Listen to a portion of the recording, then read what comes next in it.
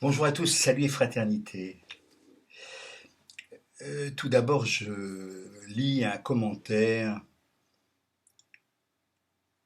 d'un syndiqué sur la page d'une syndiquée. Je lis. Certains syndiqués engagés politiquement confondent la lutte syndicale avec la lutte politique et passent une bonne partie de leur temps à baver sur leurs petits camarades en essayant de nous vendre un programme révolutionnaire dont personne ne veut dans les urnes, et avec ça, tu comprends la faiblesse de certaines mobilisations. Je relis, je ne veux pas relire cette thèse, on a compris. Bon, il faut juste un petit peu décortiquer. Déjà, confondre la lutte syndicale avec la lutte politique. Alors, si on est encore dans cette antienne à considérer que la lutte syndicale ne doit pas se confondre avec la lutte politique, c'est qu'on est vraiment complètement embourgeoisé. On n'a rien compris. Évidemment que la lutte syndicale et la lutte politique doivent être de même nature. Enfin, pendant des années, la bourgeoisie a reproché à la CGT d'être, par exemple, la courroie de transmission du Parti communiste. Et alors? Parce que la bourgeoisie n'a pas de courroie de transmission. Hein? Dans les médias, chez les patrons, les petits patrons, les gros patrons, il n'y a pas de courroie de transmission. Enfin, qu'est-ce que c'est que cette connerie? C'est quoi cette connerie? Alors évidemment, après, les camarades qui me confondent, et à mon avis à juste titre, ils passent une bonne partie de leur temps à baver sur leurs petits camarades, les justes, les bons, ceux qui savent, hein, en essayant de nous vendre un programme révolutionnaire. Ah bon, ça vise qui ça, camarade? Ça vise qui? Hein? Allez, un petit peu de franchise, ça vise Mélenchon et la France insoumise, évidemment, dont personne ne veut dans les urnes. Oui, oui. Mais personne ne veut non plus de Fabien Roussel, à ma connaissance pour l'instant. Hein. C'est-à-dire que dans les urnes,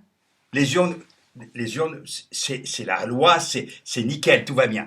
Hein. On oublie quand même que les urnes sont un petit peu fabriquées par les médias, par du pognon, par des influenceurs diverses et variés.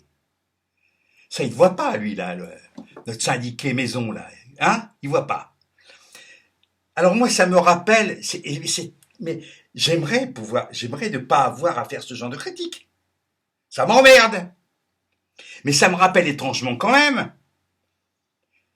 le film qui montre la reprise du travail chez Wonder en 1968, avec une femme, une ouvrière. Je ne sais pas si elle est devenue, d'ailleurs, j'espère qu'elle vit toujours, et qu'elle a gardé sa pugnacité, elle, et qui dit, moi, j'y retournerai pas, cette boîte, ça pue, c'est dégueulasse, voilà. Et autour d'elle, il y a toute une petite bande de syndicats, tu vois, des syndiqués, des mecs délégués. Mais mes camarades, enfin, en gros, faut être raisonnable, quoi, faut pas continuer, il faut se calmer. Hein? Non mais, franchement, c'est pareil. Nous sommes plus de 50 ans après, et c'est pareil. C'est pareil. Les mêmes trous du cul viennent démobiliser les gens. Ça s'appelle comment ça? Ça s'appelle de la trahison de classe. Voilà. À propos de trahison de classe, il est question maintenant de la primaire populaire. C'est nouveau, ça vient de sortir, comme disait Coluche.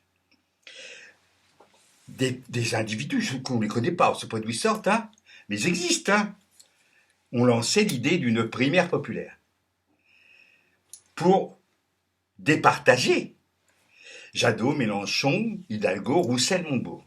On voit bien le côté extrêmement populaire de la chose. Hein. On voit bien, hein, quand même. Jadot.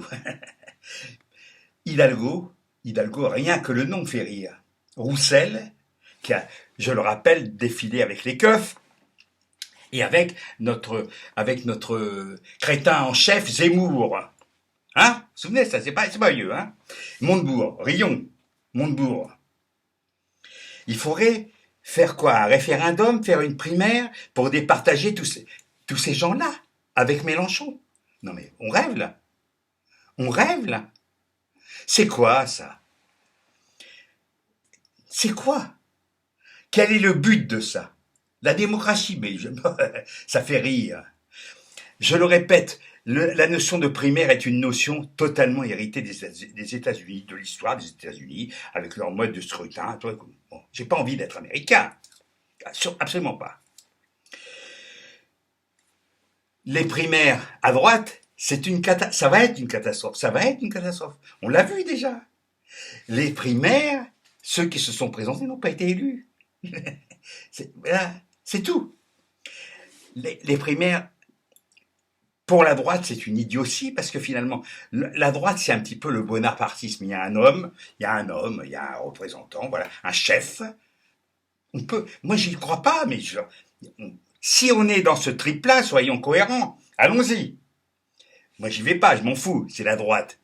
Mais je trouve ridicule que la droite se complaise dans cette connerie de primaire. Ça n'a pas de sens. C'est évidemment quelqu'un d'autre que personne n'a vu venir, personne, qui va rafler la mise, comme Macron l'a fait. Voilà, c'est tout.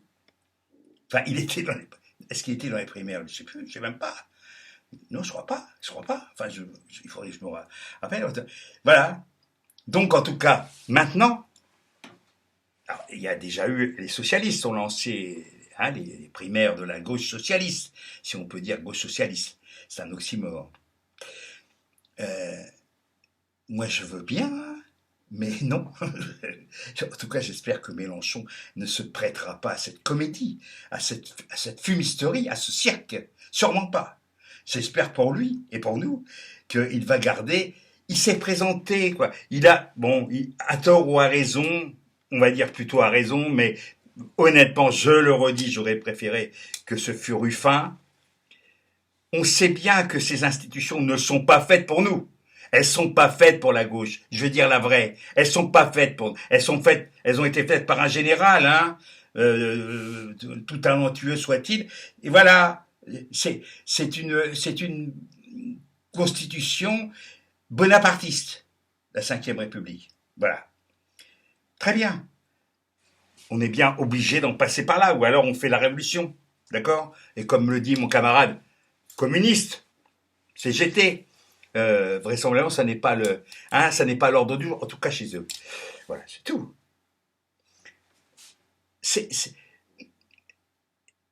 Nous devrions apprendre. Alors ça, c'est reporté au calende grec, hein, 6e République, hein, constituante, hein, hop, on se débarrasse du bébé. Je sais que le projet de la France Insoumise est très intéressant. Très intéressant. Il y a plein de choses que d'ailleurs beaucoup de gens devraient lire parce que c'est très utile. Mais on peut aussi réfléchir, certains le font, hein, dans des petits comités, certains le font, de réfléchir à ce que devraient être bientôt ou jamais les institutions de cette République. Les institutions. C'est-à-dire qu'il faut travailler sur une constitution. Il faut travailler sur une nouvelle constitution. Pour l'instant, qui fait ça? Sûrement. À la France Insoumise, il y a des gens qui bossent là-dessus.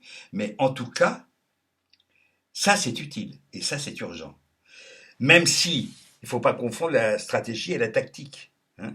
Là, on n'a pas le temps de fabriquer tout ça d'ici la prochaine élection présidentielle. C'est-à-dire que là, on est un petit peu dans le fond de la seringue, si j'ose dire. C'est-à-dire qu'il va falloir, il faut inventer vite et bien. Et moi je suis consterné quand même quand je lis le catéchisme, mais même à la France Insoumise, quoi. Ah, Mélenchon a dit. Ah, voilà. Ah, Roussel a dit. Ah, mais enfin. Mais ça, il faudrait quand même essayer de fonctionner avec son propre cerveau à soi. Ce qui n'empêche pas de combattre à côté de d'à côté du mec, qui a pas forcément les mêmes idées, mais on essaye de trouver, tiens, un tronc commun, un tronc commun, hein, une sorte d'identité commune, une base commune, pas de réflexion, une base commune d'idées. Qu'est-ce qu'on fait à gauche, à l'extrême gauche? Qu'est-ce qu'on fait? Voilà. Moi, je vois que ça, en ce moment, c'est même pas que ça grenouille dans tous les sens, hélas. C'est même pas que ça passe le temps. Ça passe le temps.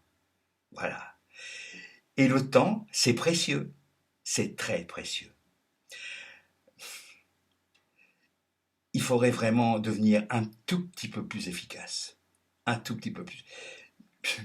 J'allais parler d'un fritage que je viens d'avoir, un mec de la France insoumise, qui me reproche de manquer de cohérence parce que je dis que je boycotte France Inter sur la page de France Inter. Voilà. Oui, mais simplement, il confond le mot perspicacité et le mot cohérence. Enfin voilà, c'est comme ça, quoi. C'est comme ça. Alors, je lui ai répondu, j'espère que nous voterons dans le même sens, camarade. Au moins ça, hein. Au moins ça. Au moins ça. Allez, hasta la victoria.